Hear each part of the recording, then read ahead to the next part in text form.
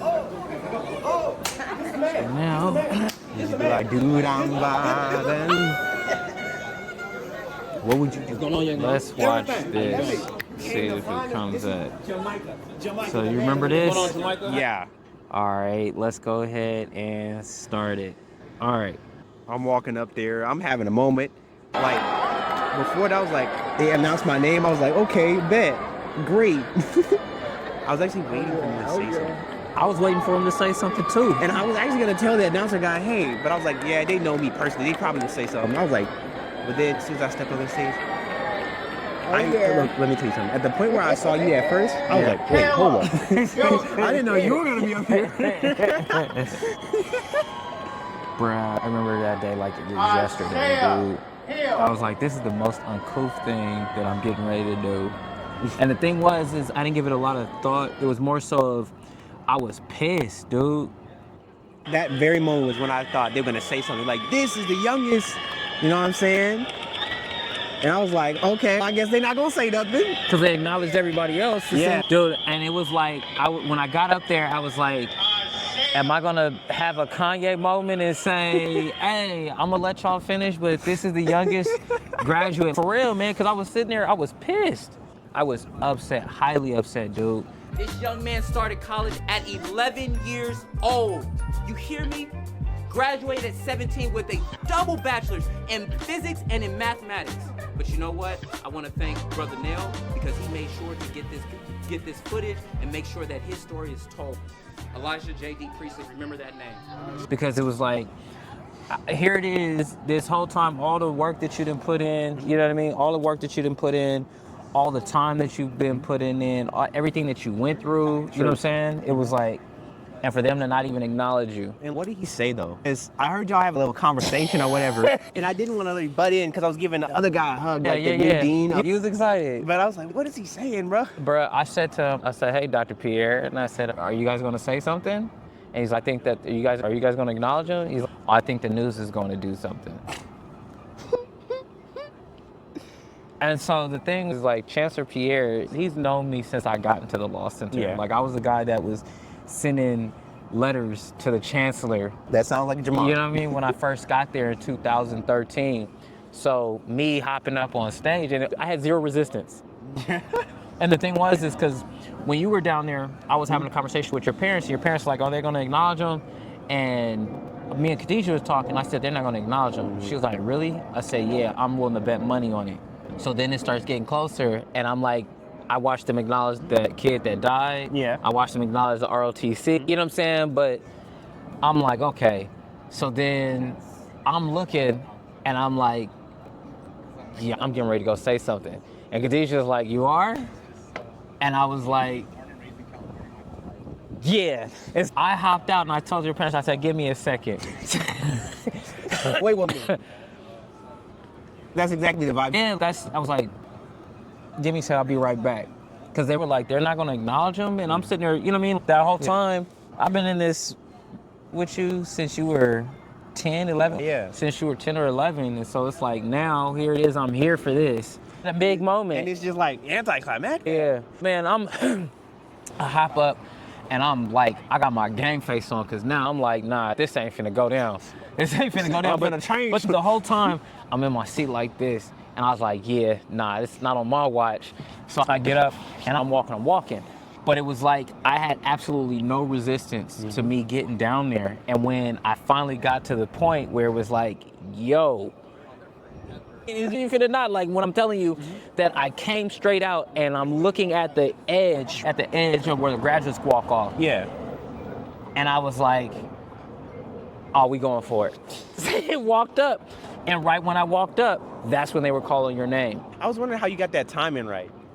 Because I just thought, were you just sitting there and hiding the whole time? No, like when I tell you that the timing was of, I had walked down there and it was like, I stopped right before I got into the ramp, the entrance. I stopped and I was like, it's do or die, bruh. And I walked and I'm sitting there nervous and I'm everything, but I'm like, nah, they not finna do this on my watch. Me not have nothing to say about it.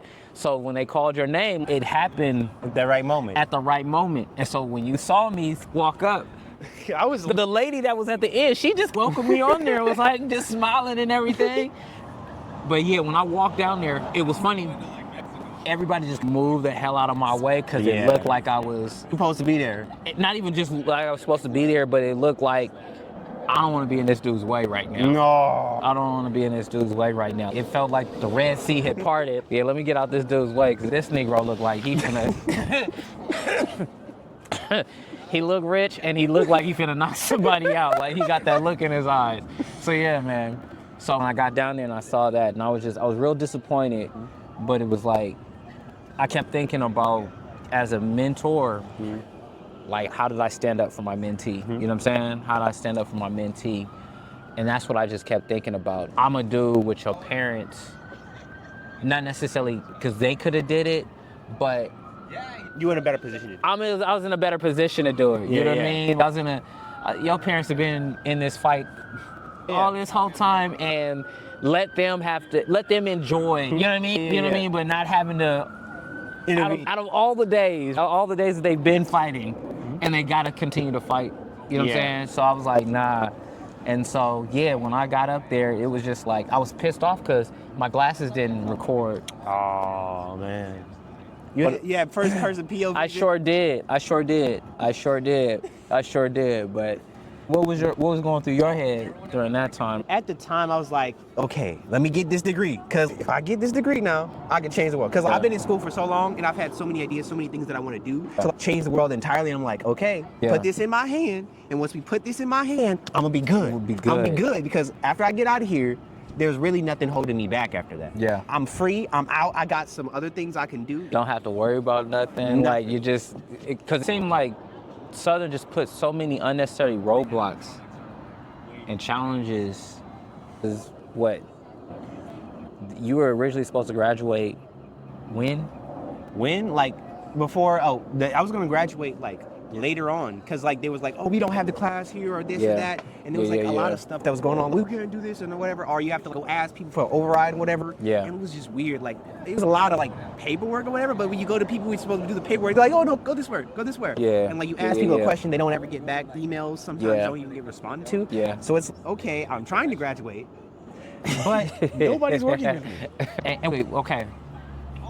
But you had been taking classes there since you were 10, right? 11 is when I started like full time, when I was officially on the campus. Officially on the campus, so 11. And finally at 17, but you couldn't you have graduated like a year and a half earlier though? I was there for 7 years. So if we're gonna really be honest, I could have graduated long before that. I didn't have an advisor for the first, 4 years? Nobody. Because it was your mom. Your mom was in there advocating. Yeah. And like pissing people off, and we didn't even know advisors. Very few people were involved. I had an advisor, right? Yeah. But again, I was bounced from person to person. Okay, so Dr. Bagioka, very good person, always there to help me. He retired once I got up there. After he left me in the care of another lady, right, who was like a doctor over a certain position or whatever. We can't do anything for you. I don't know how to merge your stuff or whatever. And then go to this person, and then this person, go to this person. And then the two departments were like trying to get along, but not really. And then, one person's so busy, the other person, I don't know, it's in somebody else's hands. So it was a lot of running around. And I didn't even know about like classes and whatever. Just basic things that could have helped me graduate maybe, possibly even in 2 years sooner. Like, honestly speaking, if I would have known about certain things in different classes, I would have been out. I know that was something that to talk with your parents about how frustrating it was for them. And I could only imagine your experience of going through all of it, just knowing, bruh. I almost don't want to continue physics. Got you. Like the thought of going to another school just to learn anything else in my field is just go through that experience, yeah. So it's like kind of warded me off from any further things. I got you. But I can understand why I put a bad taste in your mouth. Yeah. I definitely understand that. So it's like, then to get you to the point of, okay, you're supposed to graduate in a year. And then something comes up. It's, what about this class? Or this class is technically, and I'm like, okay, which one is it, bro? I need help. So how did you go from supposed to graduate like a year and a half or the next year to graduating when you did? Okay, so basically what happened, I forgot exactly what it was, the technical issue, but I remember I called you or something, I was crying on the phone, I ain't doing this no more, I gotta get out of here. I can't do nothing with it. Man, I was having a whole problem. Bruh, you had a breakdown, but rightfully so though. You say I'm gonna keep me here for another year? Yeah. Man, I know people ain't graduate because I went through one more year. Yeah. Like two classes finna hold me back for a year, man. Like, I can't do this. Man, and then I remember I was like, what can I do? And then you were like, you talk to somebody? I was like, yeah. But then it was like, why don't you send a letter to the people or whatever? And I was like, I don't know, man. I may never get my degree, man. Piss the wrong people off. I ain't never getting out of here. But then, you know, you were able to help me through that. Because, like, for me personally, I'm not a big confrontation guy. Yeah. Especially not when it's a realm that is, like, I'm unfamiliar with and it's authority figures. Like, peer to peer, I can confront you. But peer to up there is more like, and I'm not sure exactly how that would work. So it was very unfamiliar with me. I was able to type up some stuff, use ChatGPT a little bit, and be like, okay, here's this and there's that. Because that was it. Financial issue again. I had some financial issues too. That was what was holding me back as well. But you were supposed to be on full scholarship. Yeah. With room and board. And did you get somebody up there at Southern was stealing, man. And they was like, asked me, did you get your refund? When? I was told I had no refund. They said somebody was up at Southern was stealing. That was one of my major issues because it's like you are, let's be honest, flagship student, right? On the flagship campus of the flagship HBCU system in, you know what I mean, in the world, right? And this is how the administration is treating you. Can't get your advisement right. Can't get your classes always in. Drop every year. All my classes would drop, and then I can't get back into some of them. Can't get your financial aid. You know what I mean? Your money's wrong. Like all that, and it's not just that puts a lot of stress on a student. You know what I mean? Let alone somebody that's your age. You know what I mean? Trying to navigate that, and then trusting the very people that you're trusting are the same people that are doing you wrong. Yeah, you like trust the process and come back to the process. And the process ain't doing or better, nothing. you find out the person who was there isn't there anymore. So it's okay, you advocated for him, but you got a job elsewhere. Or the one person that was helping you is now gone. Exactly. You know what I mean? And nobody else is able to fill up that void. Nobody knows what the hell is going on here. It's so interesting to the point where like I was in school, everybody assumed that everything was okay. And I'm like, no, I just told this person my problem. They leave, the message doesn't get passed on. People like, what? I thought you graduated. What do you mean you thought I graduated? I come up here every semester asking for help. Yeah. Some people were really good. Miss Cheney, she was nice. Okay. A lot of people tried to help the best, but it was a lot of like issues, especially like a lot of issues with dealing with the minutia of things and everything. Yeah. I couldn't even get a bank mobile account. Like there's no way for me to interact with the funds of the university anyway. So there was just a lot of stuff that was going on, and it's very hard. Like a lot of people did try to help, but like majority was like, come on, man. Why I gotta fight like this? Yeah, that's frustrating. That's very frustrating. So I remember you came to me and you were like, man, I'm having these problems. It was like, man, dog, help. And I'm like, nah, man, you gotta help yourself. I'm just playing. But it was more so of I can show you what to do, but you gotta be so tired that you're willing to say, F what y'all talking about. You know what I mean? So walk us through what happened after you finally, because it was like very few people like confronting authority, especially like being in a position like that. Yeah. So walk us through what happened with that. You wrote this letter, and then what happened? Okay, so I wrote the letter. Because I know what happened, but everybody else don't know what happened. So I wrote the letter about the different things that are the problems or whatever, and that this needs to be resolved and whatnot. Me, I was nervous. Who'd you send it to? I sent it to everybody in the board, like all the board members, even like some of the people like the secretaries or whatnot. Yeah. Like I sent it to everybody. Yeah. So sent that off the morning of or the day before or something like that. Day before. The day before their board meeting. So I had to find like a board meeting. Look, I missed the first one because I was like scared I didn't have my stuff, but then we got the second board meeting, okay? Go to there.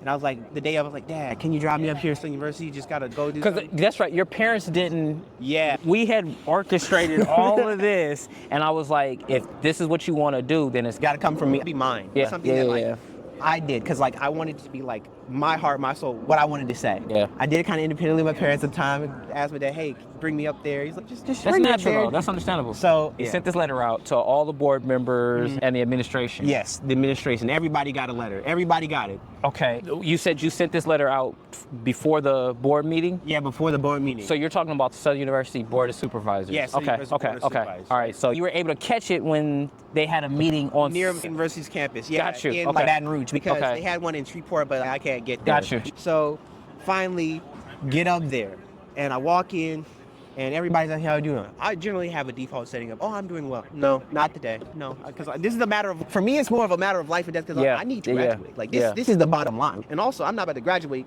and have X amount of money or whatever. Like, what? Yeah. So basically, I get up there because I remember some people were telling me, like, oh, the debt's not going to be that bad. I'm like, bro, I know people still paying on their stuff, and they like 40 years later, to fix this problem. And I shouldn't be in debt on a scholarship, a full ride scholarship with room and board, and you weren't even able to take advantage of the room and board part. Whenever I had monies from like other places, it would eat the money from the other places. So I wouldn't get any scholarships. Like all the scholarships that I could apply for and I got, the university just took the money. It sounds like Southern needs to be sued, but go ahead. I've heard everybody been getting sued messing around with me. For real. It was like something they said that was like, whenever it's like university aid. So like any other money comes in, it would just get canceled out. So if I got like $8,000, oh no, that's gone. That's not coming to me ever. So that's what would always happen. So I just gave up on applying for scholarships after year 2 or 3 because it's like... You're going to eat it up anyway. Yeah, so if I did get it, it would have to be processed like or external to... Got you. And that came through a couple times, so I was like, I can finally buy books. But okay, let's go back to the story. Okay, so I get up there that day. So, at the board meeting. I get up there that day. And honestly speaking, I just put on my little actor face, my little business. I've come for business. Hello. How are you doing? I'm here on business. I'm not saying I'm frustrated, but you can diplomatically said. You can feel. With my face, I diplomatically said. You can feel there's a problem here. Yeah, you most definitely felt the disturbance in the force when you looked at my face. Got you. So basically went up there talking to people, shaking their head, just telling them, oh yeah, I'm having some problems and I'm going to speak about it today. I just would like to. And they were like, huh? I remember one time I went to the person just to tell them like, oh, where the agenda is. I looked at the agenda, looked where I could like make comments or whatever. And honestly speaking, first guy helped me out with that. And then I talked to somebody else. Oh, I just wanted to inform some people, just let them know, what's going to happen in a little moment. Let me let you know what I've been preparing for. And they're like, oh, no, don't go up. Don't go. We'll solve this. Don't go up on stage. It's okay. We'll talk. And I was like, are you sure? Oh, yeah, let me give you my number and this and that. Who said, let me give you my number? Chancellor Pierre, Dr. Fondle as well. Dr. Fondle was the person who was like, oh, I read it. I read everything and I'm sorry. Don't go up here. No, you don't want to do this today. We're family. We're family. We take care of things in the family. You don't have to get involved. I was like, oh, are you sure? It's like, oh, yeah, let me just chancellor and everything. Yeah. So that's how that happened. So that's the story. So you sent the letter the day before or the night before or something? Or like the night before and also the morning. I'm not really sure. But like they got some notice. They had some time. They had some notice. They got some notice. So then after they got notice, you went up there ready to speak. I had copies of it beforehand. Got you. And so then right before it's time for public agenda, right? Public comment, they were like, nah. Right before the thing started, like, oh, just we'll just don't worry about it. Yeah, so I was like, at first, I was like, oh, okay, I don't need to speak. I was like ready, I was prepared to. Yeah. I was like, okay, I don't need to speak. Hopefully we'll get this done, but I will be back. I told her, oh yeah, I will be back if it doesn't go right. I will be back. You will see me again. Yeah. So most definitely had that, and that kind of lit the fire, and then everything got lined up, everything got in order. So I was able to get my classes. So when was this board meeting? When was this board meeting? I forgot the date. Was it May or was it June? I don't quite remember. I'm trying to remember because I know that I had told you about doing it on one particular day. Because we went through and looked at when all the board meeting schedules were. All right, so you did that, right? Yeah. And then all of a sudden they're talking about we'll find a way to get you out this next semester. We'll work it out, yeah. Okay. They would have get me out. But then, also, there was almost trouble also with some of the, I think it was before the summer. It was also trouble with one of the classes that I had to be like substituted. I already did the class, all the work, the grade was submitted, but it didn't show up on the transcript. So there's like a lot of stuff like, yo guys, excuse me. I've had that experience. Yeah, because, okay, I did this class, I did this work, and this substitute's supposed to go here, but like, where is it? Yeah. Because I need this on the transcript, because when they're like, oh no, it's not posted yet. I'm like, what do you mean? We CC'd everybody, we background copy, we tagged, this should be resolved. Oh man, I was finna give up, man. I was like, oh man, not this again. But it all just worked out. I was so happy. When one of my papers was sitting on somebody's desk for the longest period of time, I was like, it needs one more signature. They were like, it needs one more. What do you mean one more signature? We sent it 2 months ago. Still on the dude's desk. Yep. So yeah, it was a lot. So finally get to the day of graduation, get all of that squared away. Cause didn't you even have an issue with like financial aid before? Oh yeah, every year. Right before, but I'm talking about that even after you wrote the letter, talked to Chancellor Pierre and all. Oh yeah, I was graduating, and then there was like, okay, it was clear, and then I had gotten like a scholarship that year with someone I was connected to for $2,000, and it showed up. Okay, let me show you what. First, my balance was like negative, right? For some reason, like not negative, like they owed me money, but like I needed to pay X amount of dollars. Yeah, yeah. Right? And then it was like, okay, the balance was X amount of dollars. I was like, excuse me? I thought we took care of this. What was this sum of money that just appeared? And then they're like, we'll take care of it. And then apparently people were looking out for me, and it was part of the scholarship program. And they sent me some money, right? After they cleared the balance. So it was like money was going to come to me. And then I was like, okay, bet. And the money they got, they just sent to me to make sure I got worked on it too. So I was like, $2,000 disappears, whatever. I'm just gonna leave now. I don't care anymore. Just give me my diploma, give me my degree. I think, me personally, is that's not something that you should let go. Me personally. And I'm only saying that because, like, right now, you're graduated college, right? Yeah. And you're looking for a job, right? But what if all that money that you had that was supposed to get to you, what if that added up to $50,000? Imagine what you could do with $50,000 right now. Bill Gates, here I come. You know, so I understand where you're coming from. It's also look at what could you do with $50,000 right now? Oh, I could go and travel, you know what I mean? Yeah. You can go and travel the world and take a year off, you know what I'm saying? And figure out what you want to do, go get some exposure. So them playing those kind of games from you and really just stealing from you. Let me ask you this question. Did Southern's Career Services even hook you up? Oh man, it was like, okay, I've worked with the career services as like an intern there. Yeah. But like I never really was able to do anything because like my age or whatever. So it wasn't really a big thing. And then it was some connection that I was supposed to do to some online web service thing that they had going on. Yeah. Honestly speaking, I probably should have tried to like brute force a little bit more to try to make something happen. But it wasn't like... Nah, and I say that this way is because you weren't able to brute force your way from them not taking your money out of your account. You know what I'm saying? And now here it is, they didn't do anything to help put money back in your hands. They didn't go out and use their connections to try to get you a job. You know what I mean? Like they just stole from you in the process and then threw you out after you had to fight for your own damn freedom. I don't know, don't get me started on Southern. I just don't like how they did you, because being that I'm a Southern graduate, I see the games that they play. But I don't know, man. How you feeling now, though? I'm feeling hopeful now. There's a lot of things that I want to do, and I'm just trying to get myself the mindset, really just working out. Because again, I will say the way things were at Southern, they're not necessarily here outside. Like outside of Southern, the same people dynamics aren't necessarily the same. So like adjusting to the new dynamic or whatever. It's like you're a little traumatized. And now you're trying to figure out like, wait, no, everybody's not like this? A whole new world. A place of... a new fantastic point of view. That's what I'm saying, man. Yeah, dude. But yeah. So, hopefully I've grown. Somehow, I hope some muscle in my character has grown from this. Because even though you came to me with, hey, I got this problem, right? And it was like, here's what you can do. And so I was real proud of you that you decided to go ahead and do that thing, right? Because are you really tired of it, or is it just uncomfortable? And that's where we find ourselves in life a lot of time, is that it's uncomfortable enough to be an irritant, but not uncomfortable enough where we're desperate to do anything. For me, this probably goes how like I kind of process situations.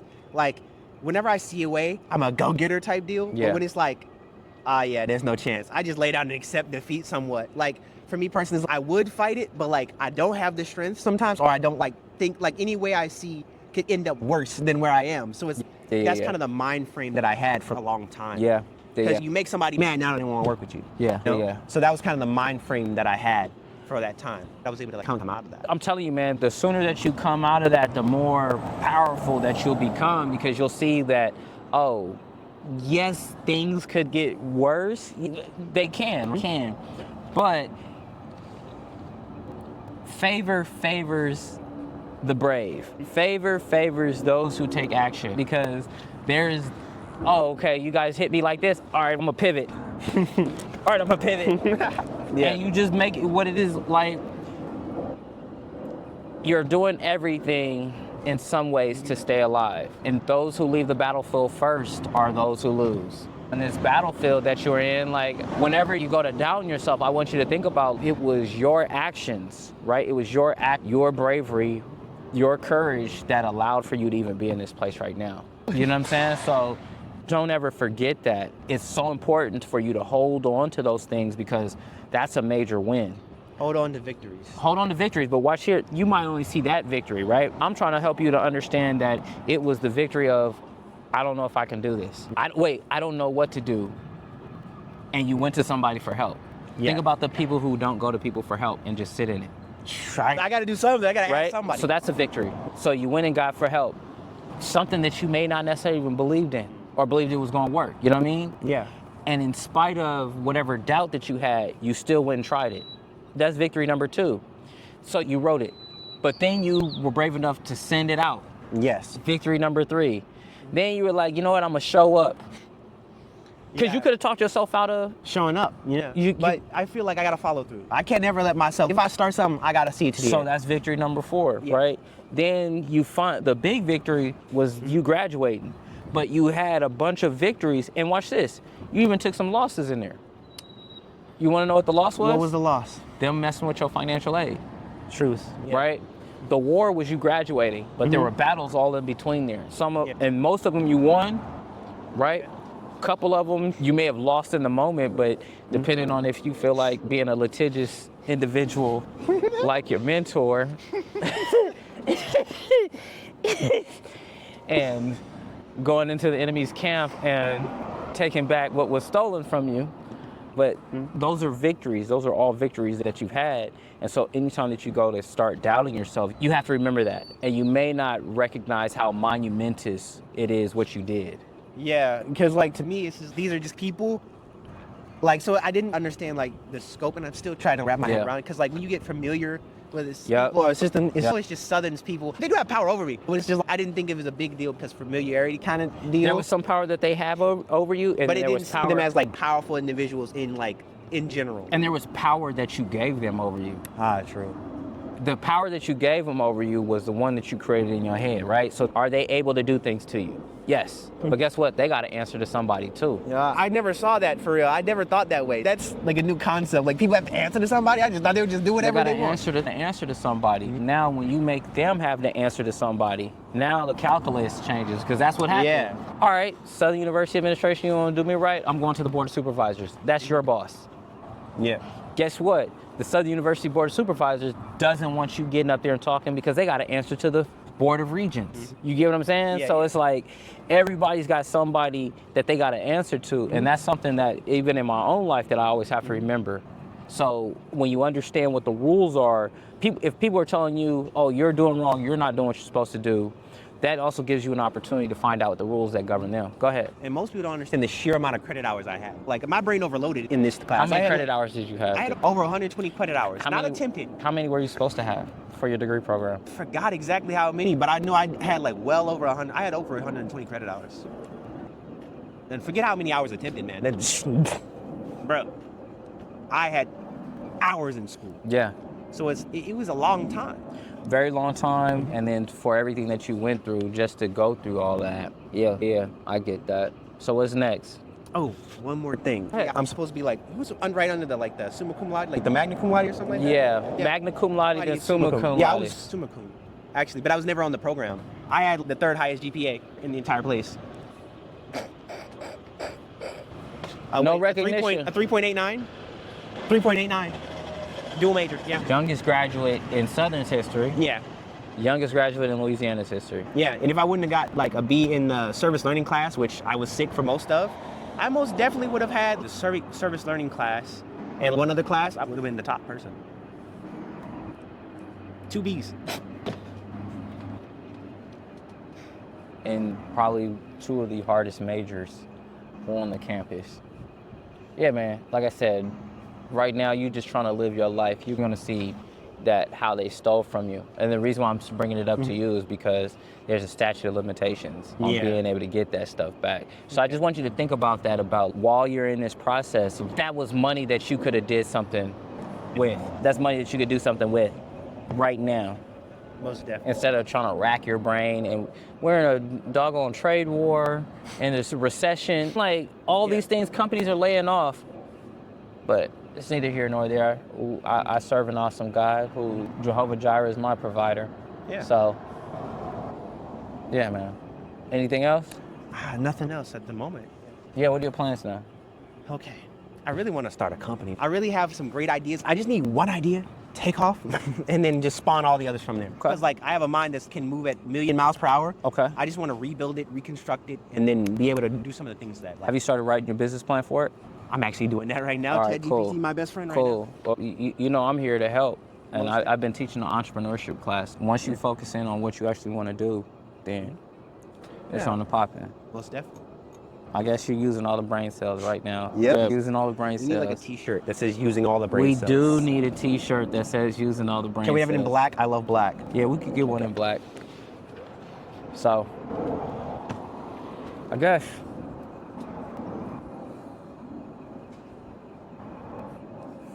Southern University, count your days. Count your days.